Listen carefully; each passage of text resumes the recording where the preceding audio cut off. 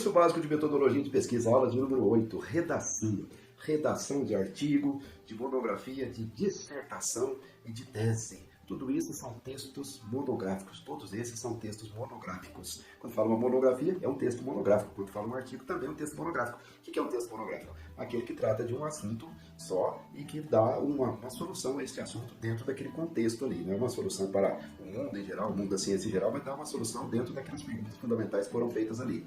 Então, esses são os textos que têm que ser textos com certas qualidades, que são textos acadêmicos ou científicos. E aí existe um conjunto de critérios para esses textos. Muita gente tem dificuldade na redação. Pela experiência minha, eu vou dizer quais são as causas dessas dificuldades, pela minha experiência. Primeira causa da dificuldade é a confusão. A pessoa não pensou direito ainda, não dominou o assunto ainda, então ela está confusa. Aí não adianta, não tem como escrever se a pessoa está confusa. Segundo lugar, falta de conteúdo. Não tem conteúdo para dizer, dá um branco total, né? Não sei o que transmitir. Terceiro lugar, medo de se expor, medo de se expressar, é certo? Medo de ser você mesmo.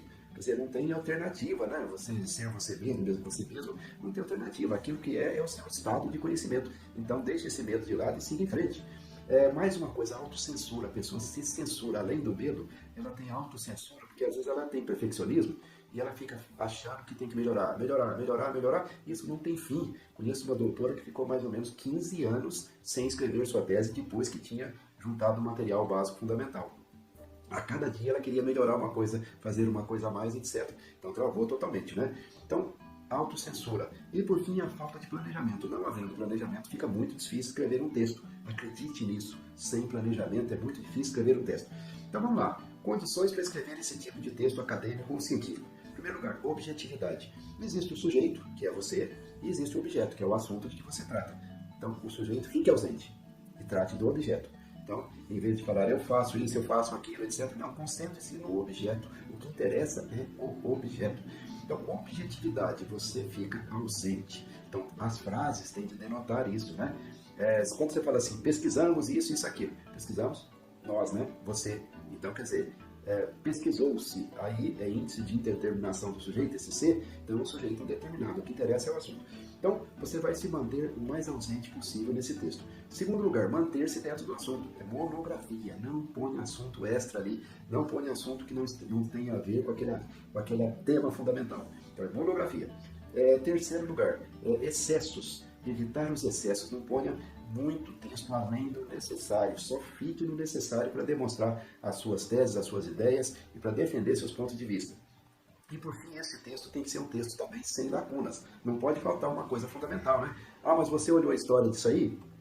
Ah, não olhou, mas era fundamental eu olhar a história disso. Né? Por exemplo, o aluno faz um texto falando sobre a importância do brainstorming na área XYZ, né? O brainstorming como uma ferramenta disso, daquilo. Bacana, bonito. Eu pergunto para ele, quem criou o brainstorming? Pano. Né? Não foi olhar a história. Aí não olhando a história, aquilo fica sem contextualização. Então, cuidado para não deixar lacunas. Então, vamos lá, manter a objetividade, né? Fazer uma coisa precisa, né? Uma coisa adequada. Então, a precisão é uma qualidade. Manter-se no assunto, evitar os excessos e evitar as lacunas. Esse tipo de texto ele tem uma estrutura que varia aqui e ali, né? Conforme a revista, conforme a universidade, conforme o centro de pesquisa. Mas a estrutura, em geral, é assim. Além da capa, do título, essa coisa toda, né? Tem que ter um resumo. Resuminho de 5 a 8 linhas. Para que serve o resumo? O resumo serve meramente para as pessoas localizarem seu artigo e saberem do que trata. Lembra que nas bibliotecas de livros físicos tem aquela fichinha, ou tinha aquela fichinha no passado? Né? Tem aquela fichinha que você pegava lá na caixinha, via e ali descrevia o livro. É aquilo, tá certo? O resumo tem de descrever do que trata esse documento para facilitar o acesso posteriormente. O que mais? Além do resumo, aí vem o sumário. Sumário, uma lista dos tópicos de que trata esse assunto, tá certo? Usualmente para textos mais longos. Se for um artigo de 5, 6 linhas, aí não tem sentido colocar um sumário. Mas o sumário é fundamental para todo o texto um pouco mais longo, para o leitor se sentir amparado, se sentir orientado nas coisas que ele vai ler. Em terceiro lugar, aí vem a introdução. A introdução é essencial. Todo tipo de texto acadêmico tem que ter uma introdução. E a introdução explica do que trata aquilo, como trata aquilo. Já vamos falar disso um pouco mais à frente ali. E tem que ter o corpo do texto, e esse corpo do texto poderá ser dividido em capítulos né? Fazer a divisão que você acha mais racional, mais inteligente. Não há fórmula para fazer isso, não há fórmula mágica. Você pensa no texto, divide as partes dele e separa em capítulos, né? Então esse é o corpo do texto. E aí no fim tem que ter uma conclusão, necessariamente, que se relaciona com aqueles objetivos que você colocou lá na introdução. Faça os objetivos colocados, então coloca, conclui-se que, parará, parará, parará, entendeu? Tem que estar relacionado com o objetivo.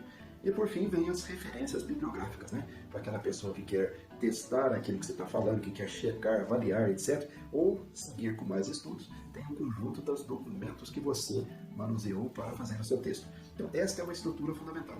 Como escrever? Bom, vamos lá. Depois de estudar o assunto adequadamente, de tomar suas notas, de acumular conteúdo, depois de ter o que dizer, aí você vai escrever. Para escrever, a primeira coisa que eu sugiro, faça um sumário. Esse sumário que você vai fazer é provisório, porque você não sabe ainda como é que vai ser a organização final do trabalho. Mas faça o sumário provisório. Porque quem tem condição de fazer um sumário é porque já entendeu o assunto na sua totalidade. Então faça o sumário. Ainda que depois você vá mudando esse sumário ligeiramente.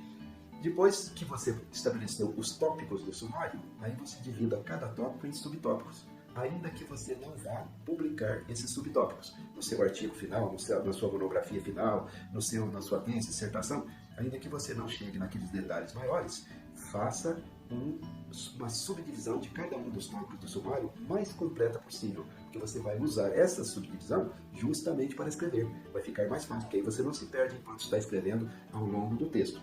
Então faça o sumário, aí defina os subtópicos em cada uma das áreas do sumário, e aí você vai então pegar cada um dos subtópicos e vai escrever, certo?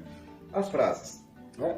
Nós temos que evitar afirmações categóricas. O brasileiro é isso, aquilo. Peraí, você está dizendo que o brasileiro é assim, assim, assado? Mas de onde você tirou essa informação? Está fundamentada em alguma pesquisa? Ou foi algum antropólogo de renome que passou a vida inteira estudando o assunto que falou isso? Foi? Se foi, faça menção do nome dele e da obra de onde ele fez essa afirmação. Porque nós não podemos fazer afirmações perdidas no tempo e afirmações que sejam sujeitas à contestação. Né? Nós precisamos evitar as contestações. Agora, quando você fala assim, o autor acredita que... O autor quer dizer você, o autora quer dizer você, né? Ou o pesquisador, ou a pesquisadora, aí você está estabelecendo que aquilo é uma opinião. Se você tem algum fundamento para ter uma opinião sobre o assunto, isso é aceitável que você dê sua opinião, mas você fala, o autor acredita que... Não vai para uma afirmação categórica, o brasileiro é isso, o brasileiro é aquilo, ou as empresas familiares são assim, assim, assados, os empresários da construção são... Peraí, vamos ver de onde vem a afirmação. Então, cuidado com isso. Então, evite as informações categóricas, use frases do tipo, sugere-se que, né? Há indicações de que o autor sugere, o autor acredita, o autor crê, né? E assim por diante, porque assim você evita a coisa. Use palavras do vocabulário padrão, quer dizer, do vocabulário oficial. Não use gíria, não use termos, neologismos, coisas criadas. Cuidado com certas palavras. Eu vejo muito aluno, por exemplo, usar a palavra assertivo no sentido de acertar. Não tem nada a ver. Assertivo quer dizer afirmar-se. Acertar é acertado. Então, cuidado com as palavras. Procure palavras que sejam caracterizadas pela precisão, né? Evite modismos na construção das frases, das palavras, ou na colocação das palavras. Evite as gírias, evite os modismos, evite adjetivos e advérbios. Um adjetivo, vou dar um exemplo do adjetivo. Ele é alto. Alto é adjetivo. Adjetivo trata de qualidade daqueles sobre os quais estamos falando. Então está impreciso isso aí. Esse é um texto impreciso. Por quê? Quanto que é alto? 1,80 m, 1,90 m? Tá certo? Então, em vez de falar ele é alto, põe 1,90 m, 1,85 m, tá certo? Então, não coloque adjetivos e advérbios, cuidado com eles, porque eles traduzem coisas imprecisas, cuidado com isso. E aí, no mais, você dá uma olhada na apostila, que na apostila há um texto lá, mais completo um pouco, falando sobre como escrever um texto acadêmico, tá certo? Isso é importante olhar lá, né, porque não dá para falar tudo aqui. Mas põe na cabeça o seguinte, seu texto tem que primar-se pela precisão, pela documentação, pela transparência e principalmente pela honestidade intelectual. Você dizer de onde você tirou as coisas, por que você está colocando aquilo, qual é a fundamentação. Quando você tem opinião, fale que a opinião, separe a sua opinião das considerações de base mais informada que você está apresentando e assim por diante. E procure fazer um texto sucinto. Antigamente, quando eu estudei no passado distante, né? As pessoas gostavam de falar, nossa, a tese dele deu 600 páginas. Hoje em dia, talvez isso seja uma desvantagem, né? As teses têm 200 páginas, tem 300 páginas, né? Às vezes, mas 600 páginas. Ah, deu 1000 páginas a tese dele. Muito raramente isso vai ser uma qualidade.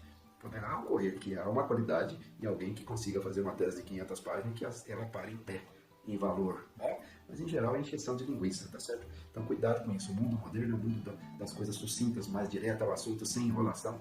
Fique só no assunto. Isso é uma verdadeira monografia. Então vamos em frente para a nossa próxima aula.